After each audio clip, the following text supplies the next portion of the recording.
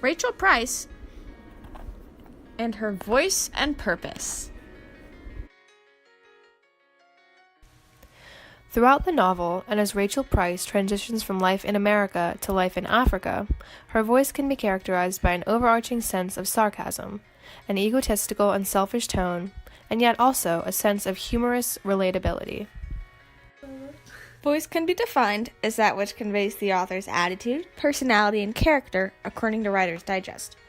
Rachel's syntax is one tool Barbara Kingsolver uses to make Rachel's voice more realistic and credible.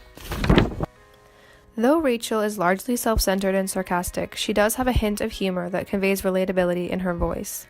Upon arriving in Africa, she says, "When we stepped off the airplane and staggered out into the field, the Congolese people surrounded us. Oh lordy." Kingsolver, page 22. Rachel's use of the interjection, "Oh lordy," recalls how Kingsolver purposefully strives to make Rachel a realistic and humorous addition to her very serious cast of characters. Rachel frequently and unashamedly misuses even her own language. One instance being when Axelrod calls her the epicenter of the continent.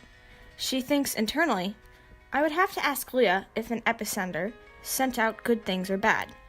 This is just one example of her self-centered ignorance to the world around her.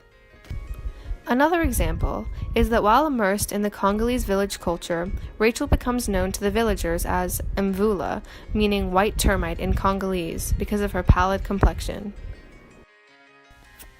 However, in Rachel's shallow mind, she is more likely to equate a termite with Africa than herself, as she views the insects with an indifferent sense of disgust, much the same way she views Africa and the Congo.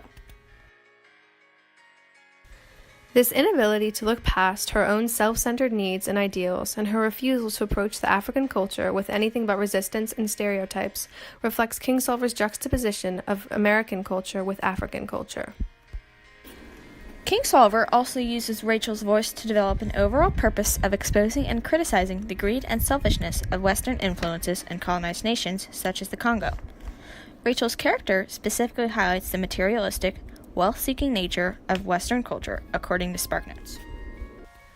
Rachel's vanity and materialism are especially highlighted when ants invade Kalanga, and in regard to what she wishes to save from her house during the attack, she proclaims, "Not my clothes and not the Bible. It had to be my mirror."